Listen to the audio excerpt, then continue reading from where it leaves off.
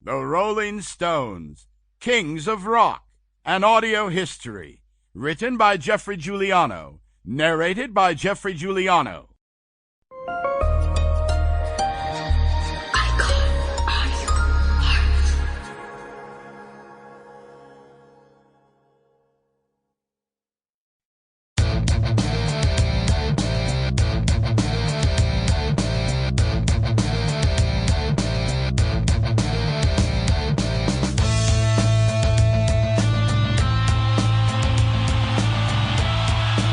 Jagger, this is Charlie Watts, this is Brian Jones, this is Bill Warner, this is Keith Richards.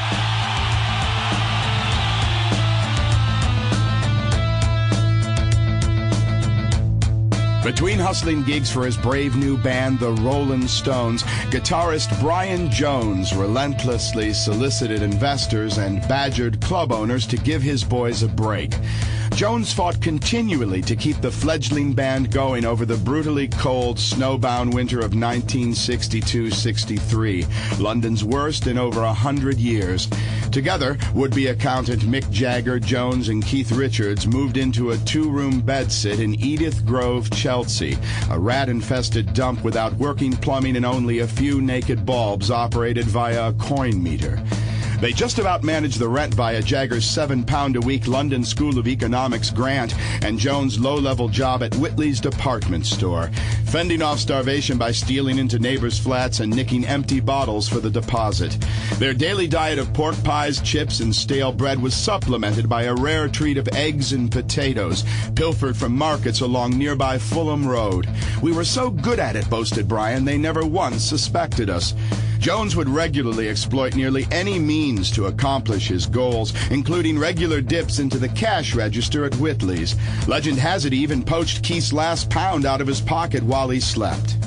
As he struggled to keep his dream aloft, Jones secretly worried that Jagger was becoming a problem.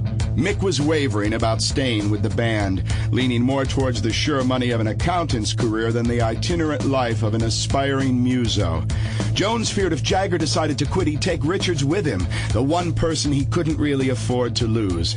After all, Richards and Jagger were boyhood friends from Dartford, part of London's outer ring suburbs from which all of the Stones hailed with the exception of Brian. Fortunately, Brian and Keith's shared passion for the blues ultimately produced that rarest of all musical gifts, a unique identity that defined their emerging sound.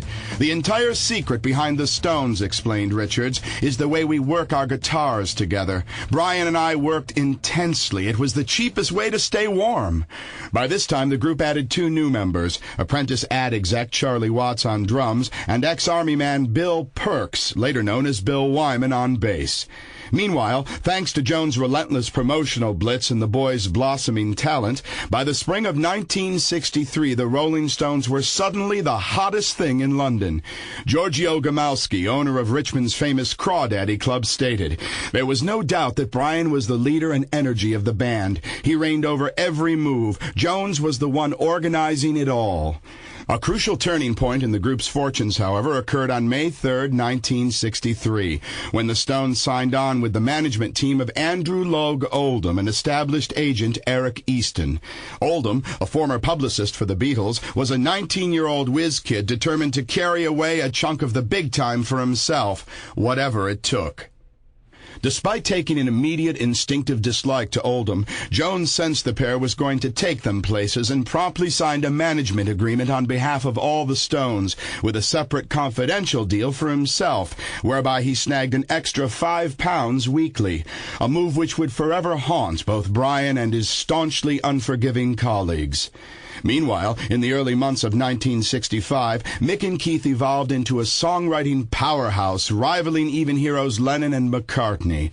From penning Marianne Faithfull's top 10 hit As Tears Go By, to a sequence of Stones hits, Time Is on My Side, The Last Time, and the classic Satisfaction, the Glimmer Twins, Jagger and Richard, all but completed their hostile takeover of the greatest rock and roll band in history. As 65 wore on, the bad blood between Brian and these two only escalated. Jones once related an incident whereby Jagger allegedly threatened him subtly with the lyrics of the Stones' hit The Last Time. For their part, the group saw the ambitious Brian as merely paranoid.